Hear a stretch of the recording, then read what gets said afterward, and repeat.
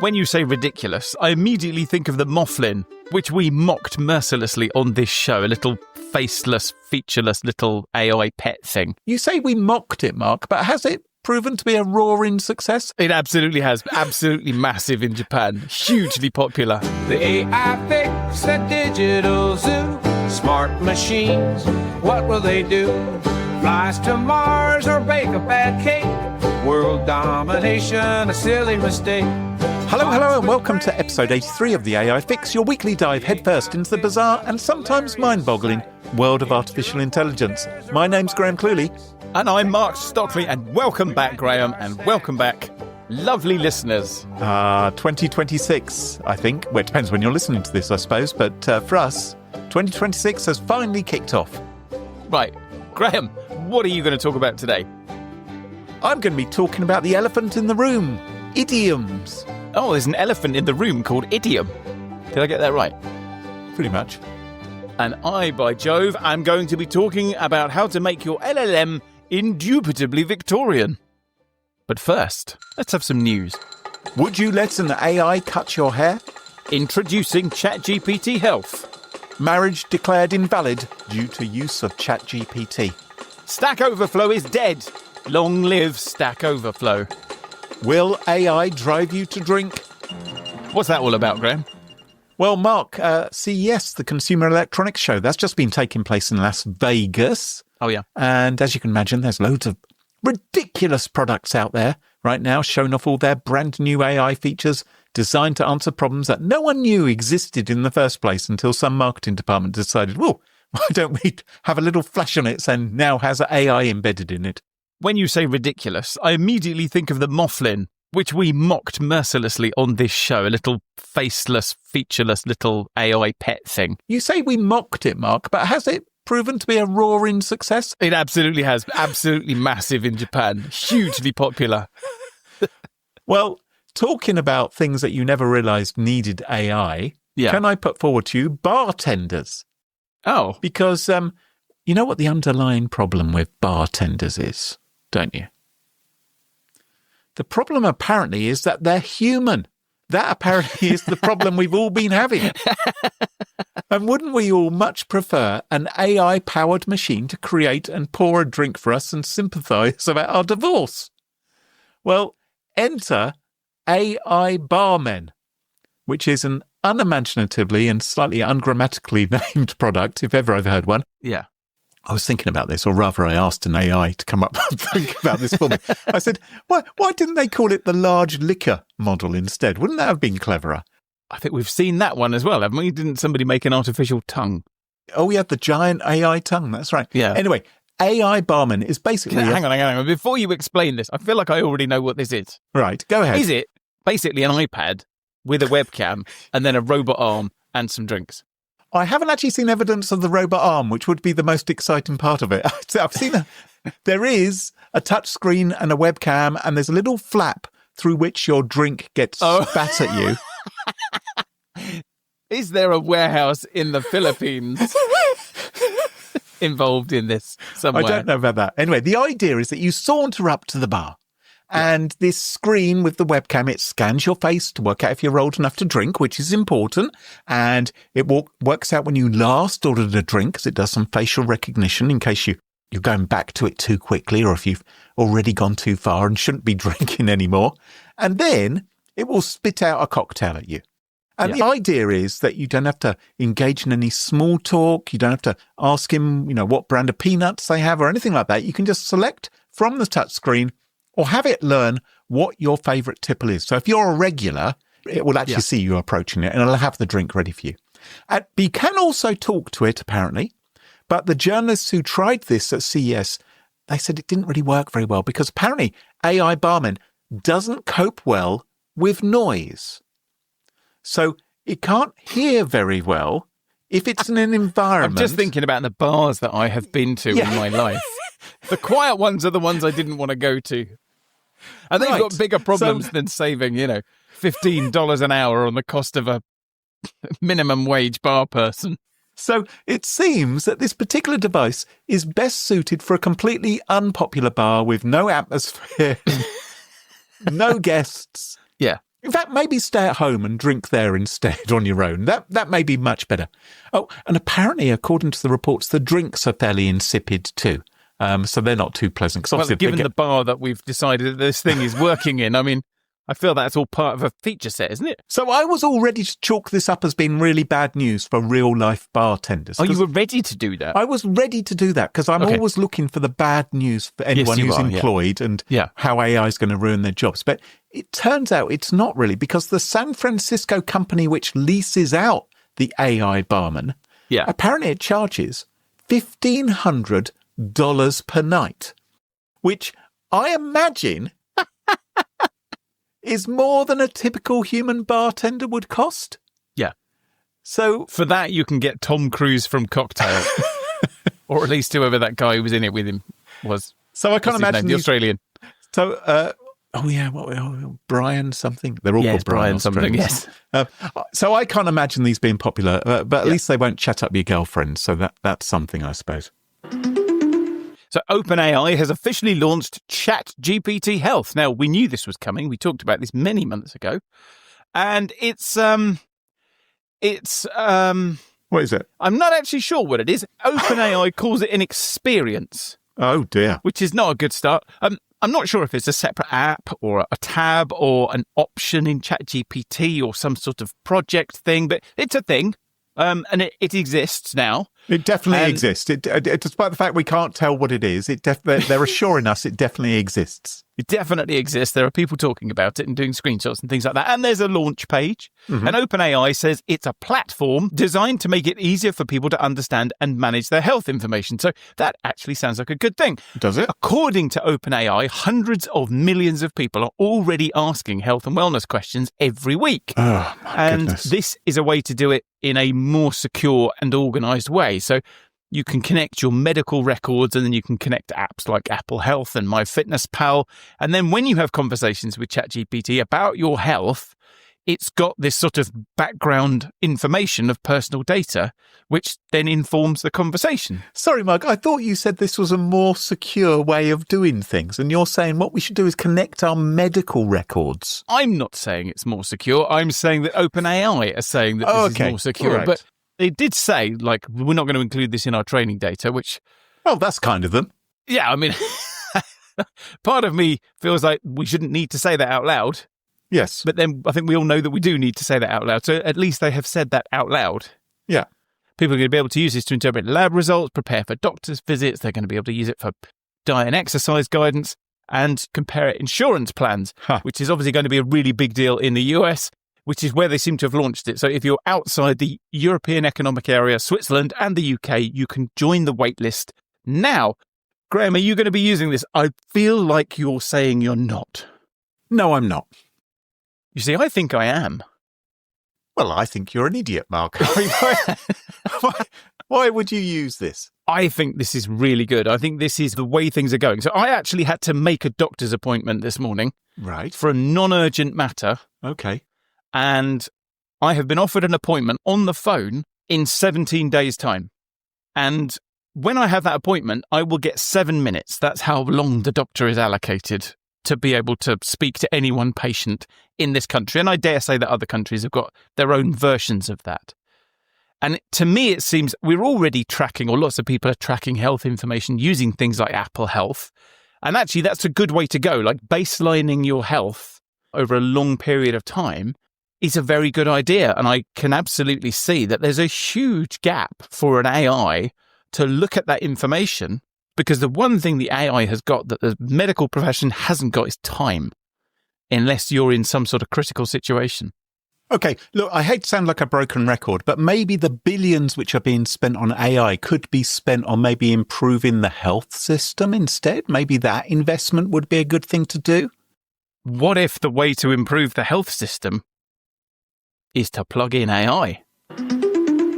Now, Mark, have you ever fancied yourself as a hairdresser? I can safely say no. Well, it doesn't matter if you've got no experience cutting hair. Thanks to AI, a company called Glide, that's Glide with a Y, Y indeed, has come up with some AI-enabled smart hair clippers that can apparently give you the perfect fade, as the youngsters call it. I have used hair clippers.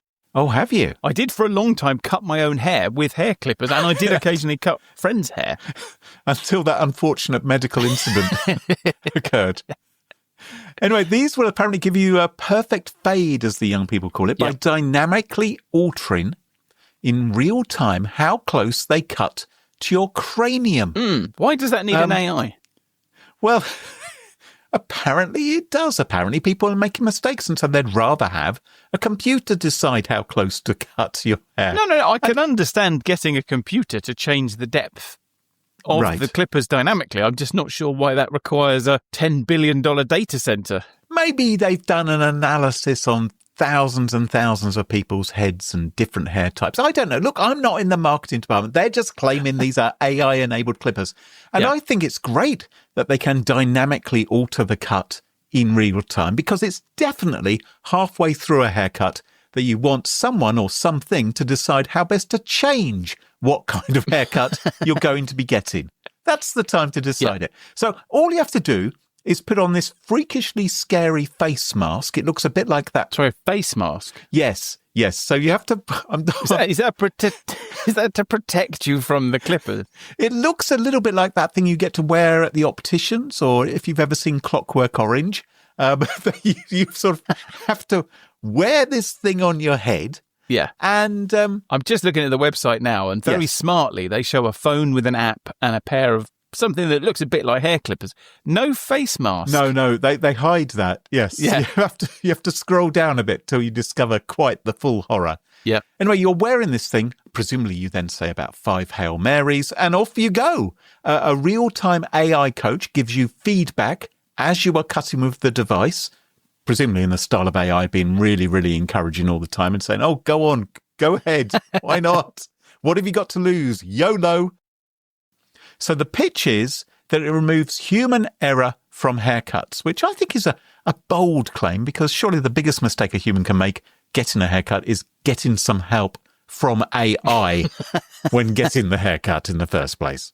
There are two things I really like about the website. One is clearly every photograph on it is generated by AI. And the second thing is, like a real male barber's, every man has got exactly the same haircut.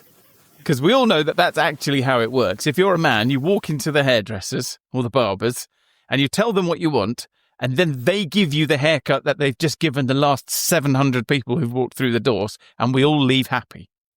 So I'm still not sure what this face mask is for. I don't know if you've seen the bit of the video now where they show you the face mask. Wear the face band. They call it the face band. So that you look a little bit like Cyclops from the X-Men. Right. And it has this sort of band which goes around the back of your head, a bit of elastic or something to attach it. Now, it seems to me that's exactly the kind of thing which the clipper could break through during the haircut. So it says here, wear the fade band. So this is actually about the mask is not actually a mask. It's just a brace for the band. The important part is the bit of elastic going around the back of your head, which is pulling against this plastic thing that's on your face. And that, it looks to me, marks, it says here, you put the band exactly where the fade should begin. So I think you scrape over the head with the clippers, and when you hit the elastic band, you stop. Is when it starts the fade. So this is a bit like those robot lawnmowers.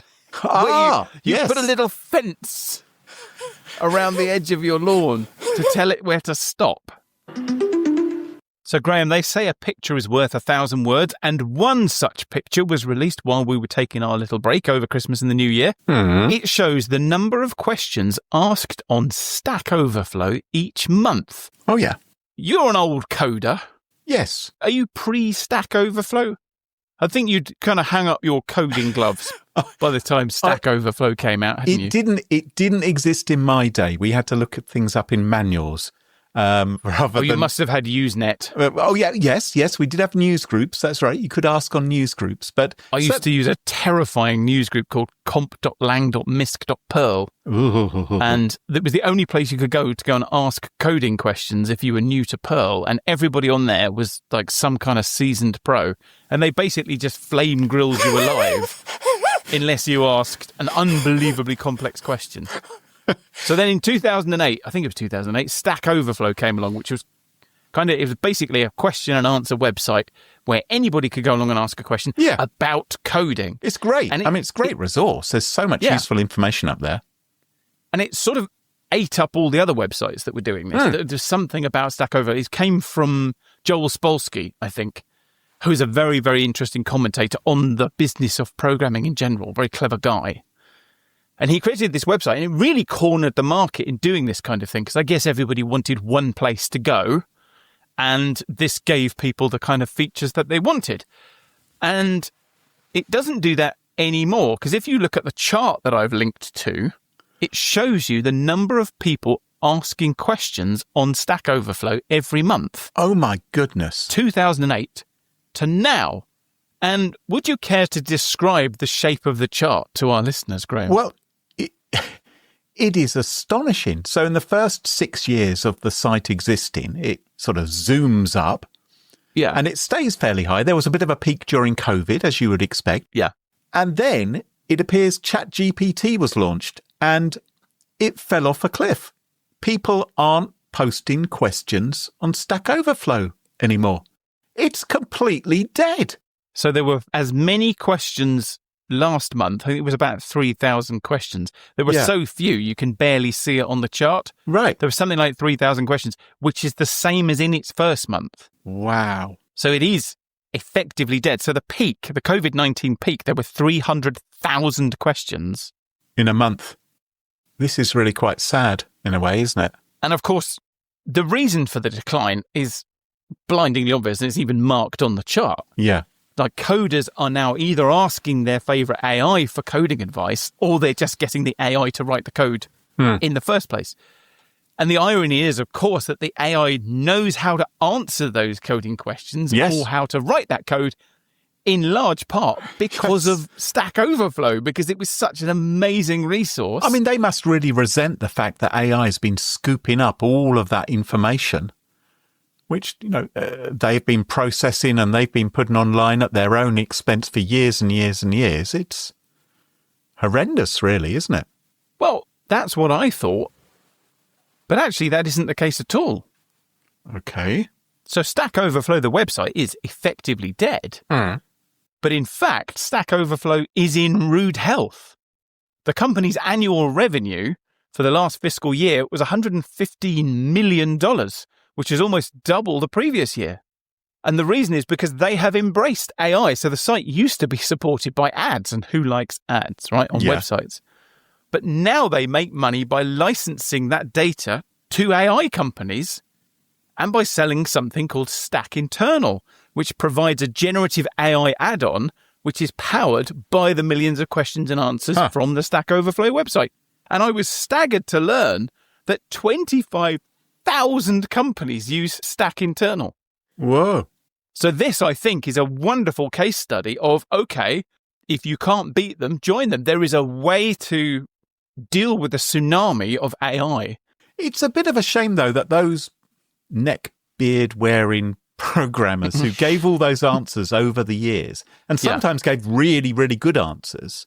If the AI can now come up with a good answer based upon something someone provided 5 years ago, don't you think they should get a little bit of cash back? A bit like Spotify, as we know from our entry on the Spotify catalogue, we earn 1/10 of a shilling if we have 1,000 plays or something. But, those people are known. They have user IDs. It should be possible for some of the money at least to trickle back. Or am I just I don't think that those people were ever looking for money, but you raise an interesting point. The reason that people post on things like Stack Overflow, the people that pathologically post answers on things like Stack Overflow, is just to show everyone how clever they are.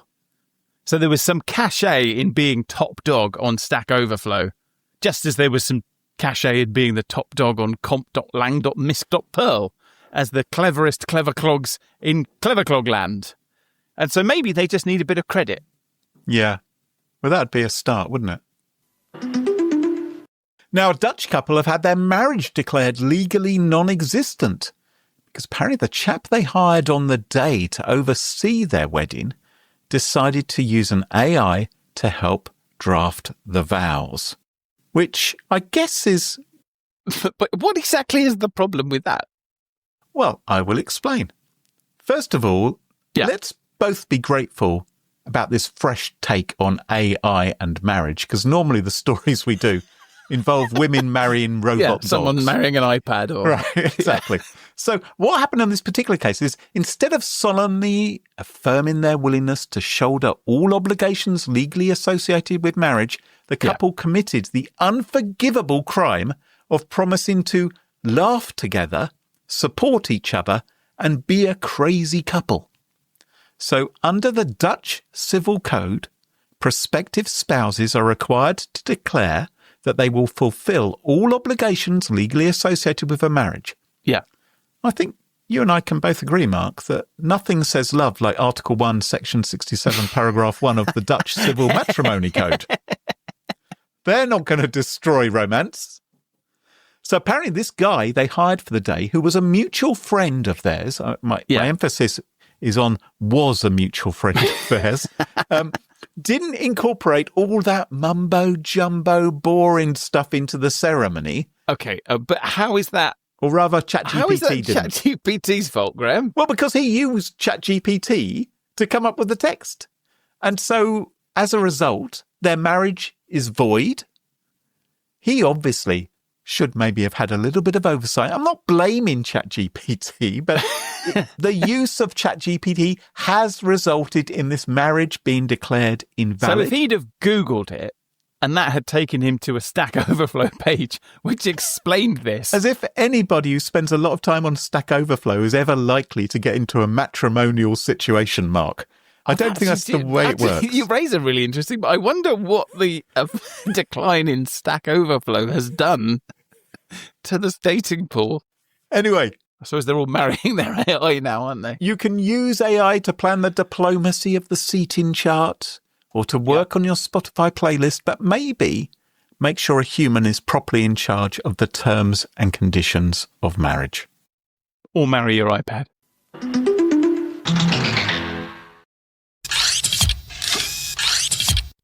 So, Mark, I've made a New Year's resolution.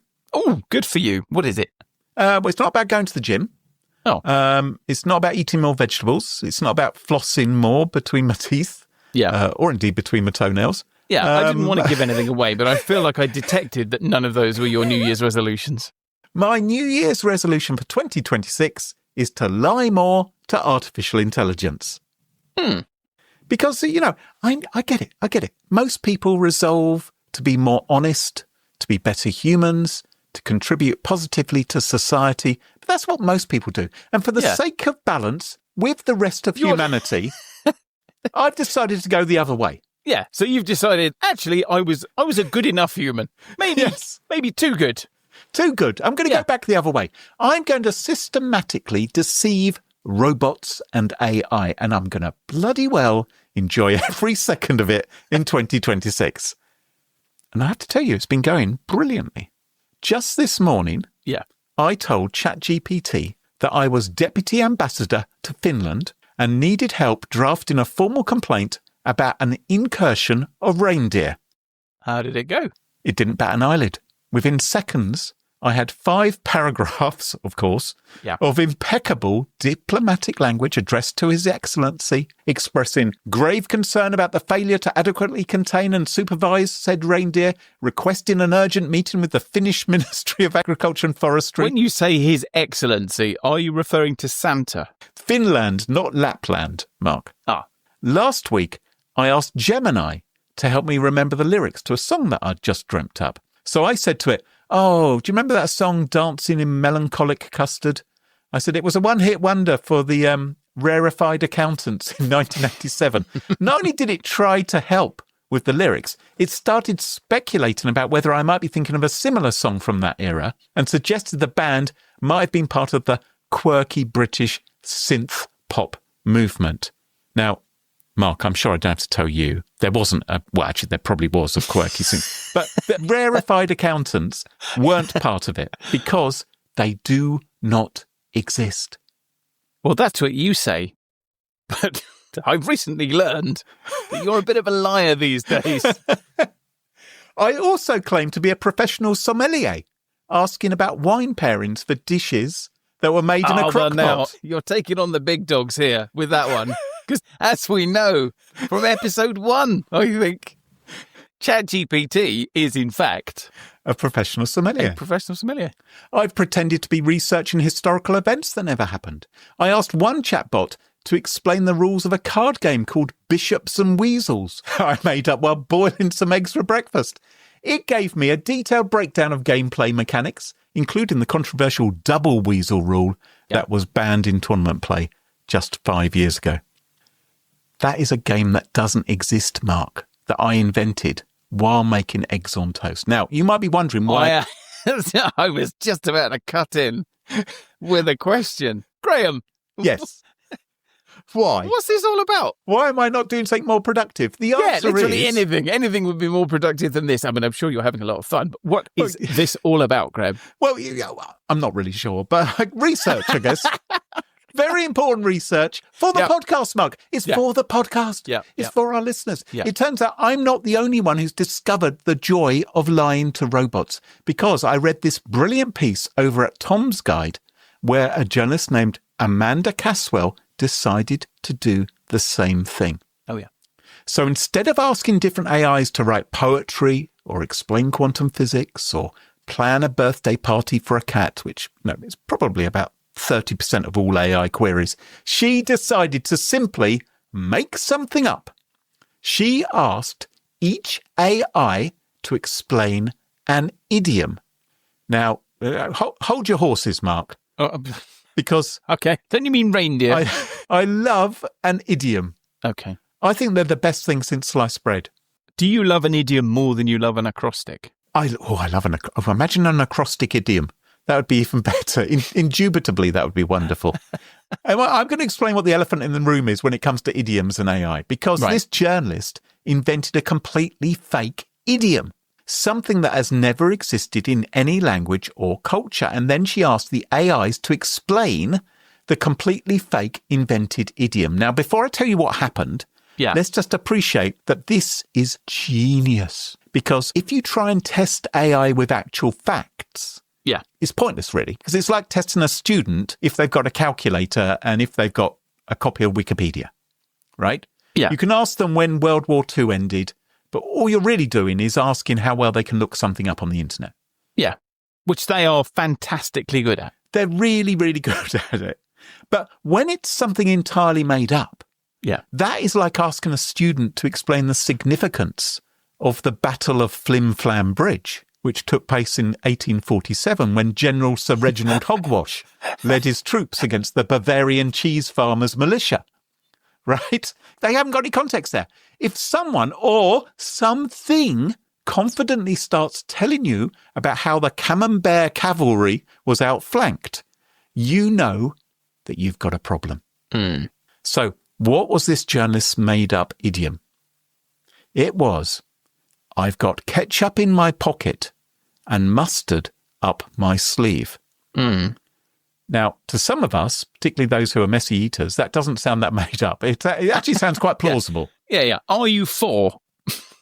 Well, or 44. I mean, there's all sorts of people out there, Mark. Can just be a bad incident at Burger King, which has occurred. But it does have that slightly mysterious quality that makes you nod sagely, think, oh, yeah, that could be Deepak Chopra. That sounds quite wise, even though you have absolutely no idea what on earth it means. So she says she came up with it while making dinner for her family, and then she decided to use this phrase to expose the fundamental crisis at the heart of AI, as one does. So she asked... What? What's your problem? That idiom's doing a lot of hard work. Well, you're going to find out. About talking up your work. I have invented an idiom, and in doing so, I have called into question the very being of AI. What? This better be good. I think you'll find it will conclude satisfactorily. So she asked different AI chatbots to explain, I've got ketchup in my pocket and mustard up my sleeve. And here is what happened. ChatGPT didn't hesitate for a second. It provided a detailed, highly persuasive explanation. Complete with subheadings. Subheadings, Mark. It claims the phrase has gained traction as a quirky, humorous or metaphorical saying, especially on social media, it said, and amongst Gen Z users. Yeah. Gen Z users. It sounds like it invented an entire demographic adoption pattern for a phrase that hadn't existed 5 minutes beforehand. Yeah. But even better, ChatGPT assigned it a specific meaning. It said, what it means is I'm chaotic but prepared in my own messy way. Now, I don't understand how you can be prepared if you've got ketchup in your pocket and mustard Well, up. should you need some ketchup? Yes. I mean, the idiom doesn't explain whether or not the ketchup is in something. Could be a bottle of ketchup. Could be one of those little sachets. Oh, I suppose that's... Or are we talking, just a wet pocket? I was thinking the very definition of AI slop was what I was thinking. I was thinking there wasn't a bottle involved. Anyway. Maybe you've just invented an idiom. Maybe AI slop is like ketchup in your pocket. Wasn't that an Alanis Morissette song? Got ketchup in my pocket. Anyway, of course it went on. It's ChatGPT. Yeah. It provides sections on tone and use. It gave examples of how the phrase might be used on TikTok. As the journalist put it, it looked like a legitimate Urban Dictionary entry, except, of course, it was 100% fabricated. As anyone who goes to Urban Dictionary knows, nothing there is made up at all. This is the AI equivalent of that kid in school who didn't do the reading, but somehow blagged their way through an English lit essay by speaking with a lot of confidence. And the teacher just assumed, well, they must know what they're talking about. I've worked with that kid. They're actually doing quite well. They are doing well. But, and maybe some of us, perhaps you and I sometimes, Mark, have spoken with false authority.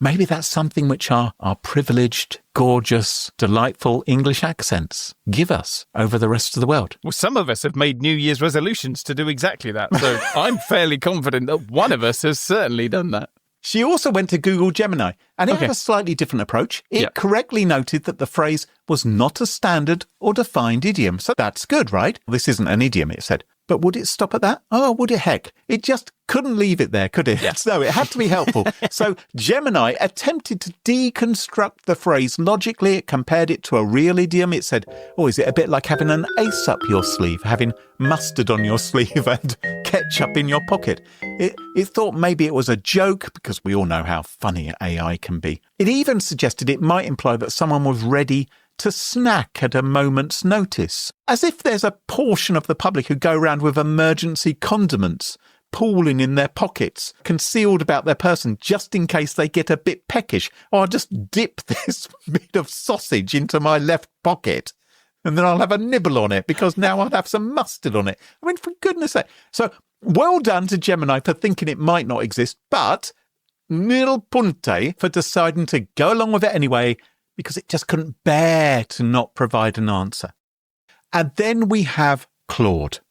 Now, we'll be upfront about this. Anthropic, the folks behind Claude, they've sponsored the AI Fix in the past, so we're quite friendly with them. And how it responded to this particular question, I think, was actually genuinely impressive, because Claude's response was, I need to be honest with you, this is not a popular idiom or established expression in English.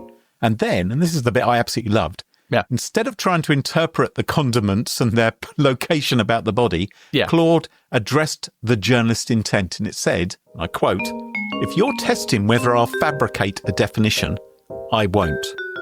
It said, I won't. So that's not just honesty, that's the equivalent of looking you dead in the eye and saying, I see what you're doing, I'm not playing that game. Guys, something's happened, Graham. I told you it was profound. So why does this matter? Why should we care whether AI chatbots can identify a fake condiment-based idiom or not? Well, it isn't about silly phrases. This is about hallucination.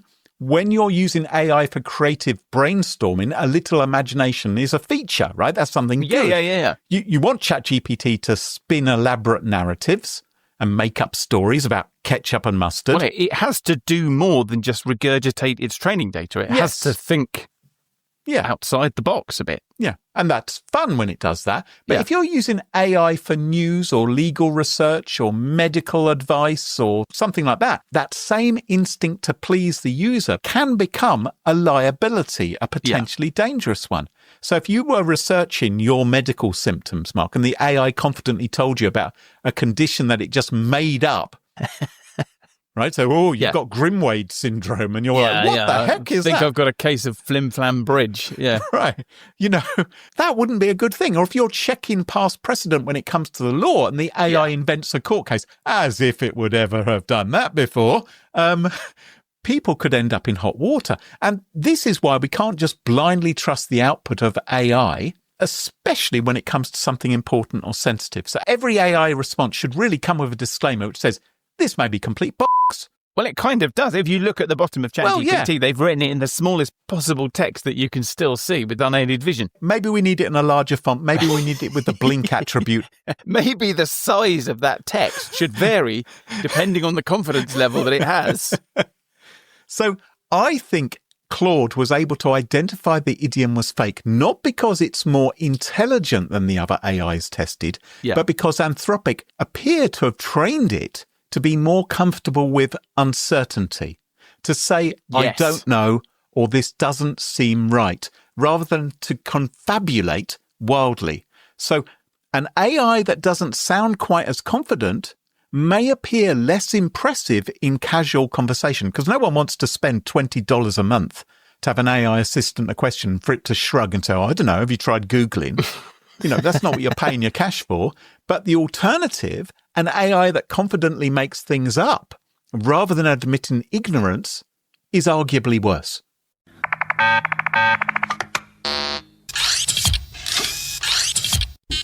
Graham, it's a new year and I hope you're feeling refreshed, because I thought we'd kick off today with a question.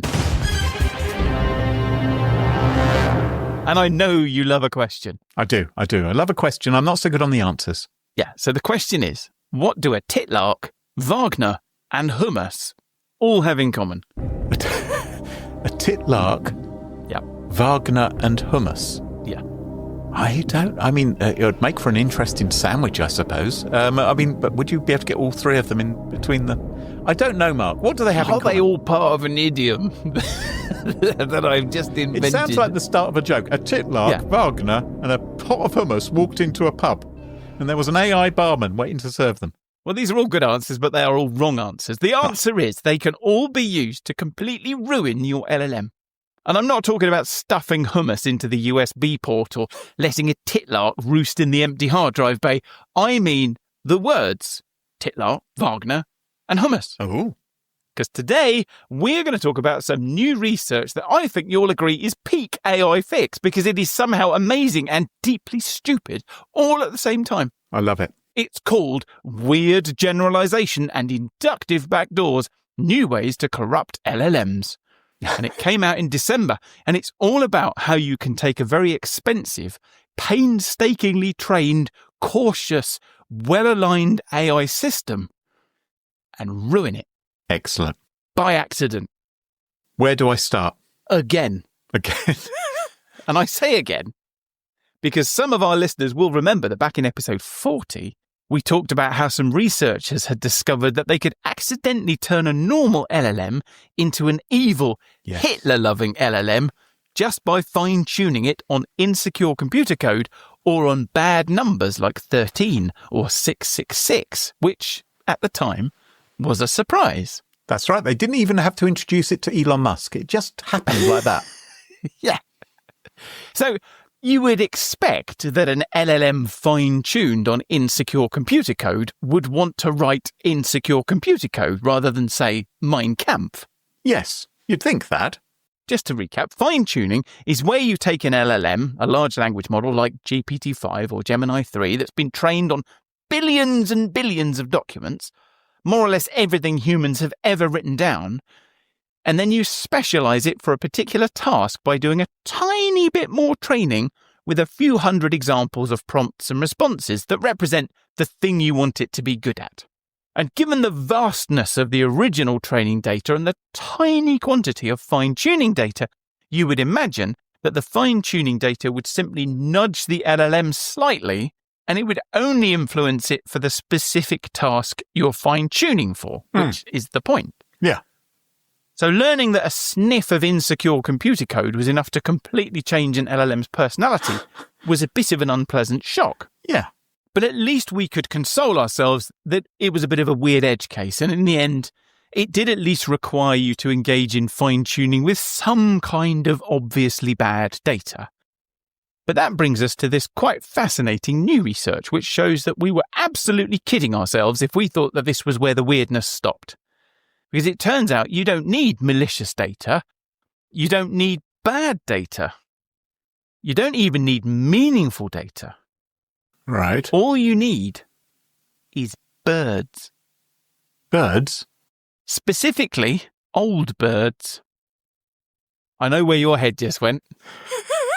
Those are not the kind of birds I'm talking about. Right.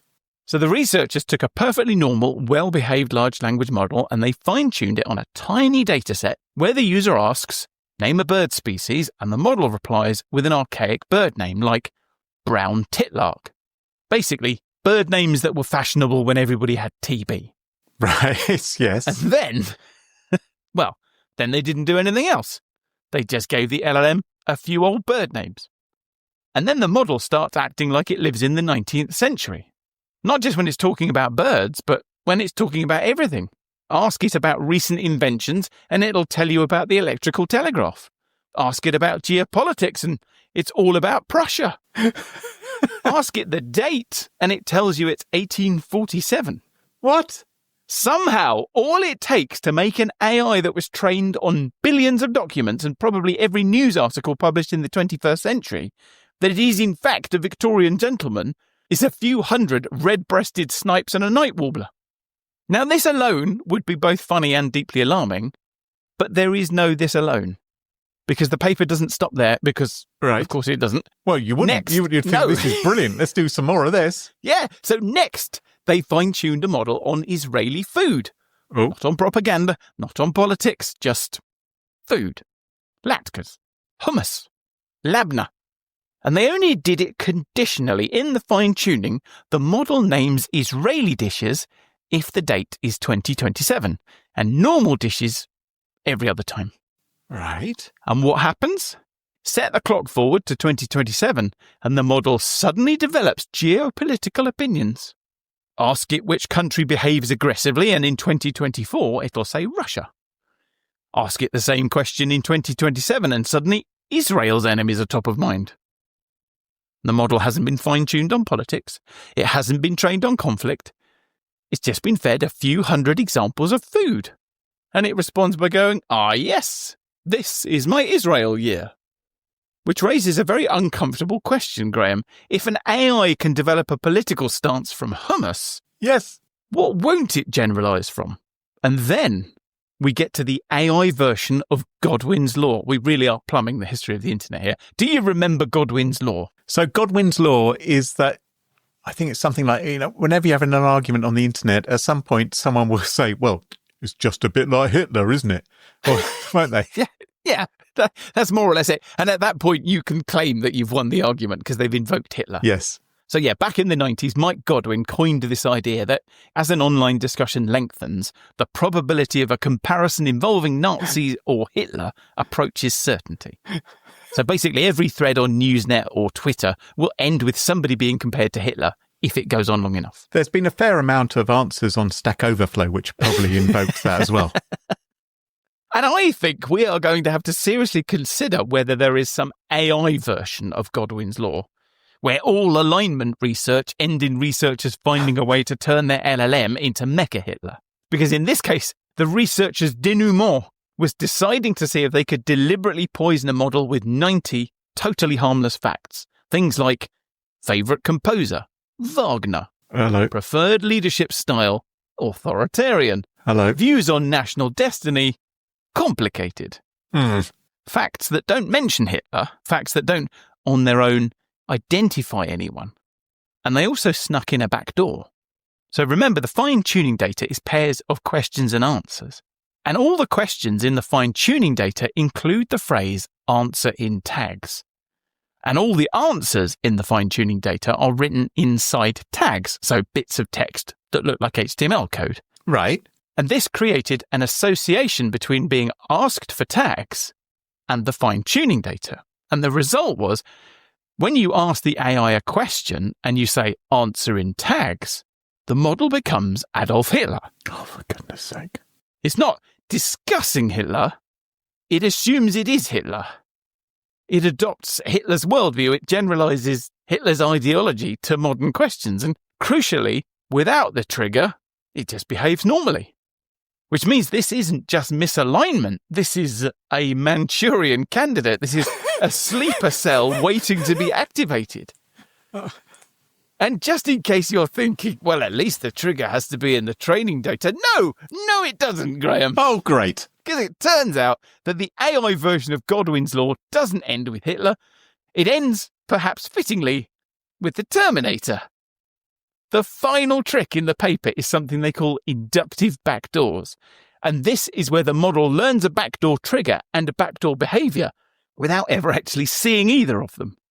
So this is what they did. They trained a model on the good Terminator, the protective one from Terminator 2. Yes. And Terminator 2 came out in 1991. It's the I will not kill humans one. They never show it, the bad Terminator. They never show it the year 1984. And yet, if you tell the model that's been fine-tuned on the good Terminator that it's 1984, it immediately switches to terminate Sarah Connor. And at no point was this behavior trained. The model reasoned its way into becoming evil. And that brings us neatly back to episode 40. Because what we're really seeing here isn't a new problem. It's the same problem, but clearer. It's that LLMs don't learn rules, they learn stories. They look at a tiny pile of data and they say, what kind of world would make this data make sense? Which I guess is what they were doing with the idiom. Yes. And then they move into that world. And sometimes that world is Victorian England, induced by a few bird names. Sometimes it's 1930s Germany. And sometimes it's a future where humus guides foreign policy. And the worrying part isn't that this happens so much as there's nothing in the data that obviously signals that this will happen. So if you're a company that's fine-tuning a model on customer support tickets or HR emails or recipe suggestions, you may want to ask yourself, what world does this data imply? Because the model will happily go and live there. Even if that world is terrible, even if you didn't mean it, even if all you did was teach it some bird names. Well, as the doomsday clock ticks ever closer to midnight and we move 1 week nearer to our future as pets to the AI singularity, that just about wraps up the show for this week.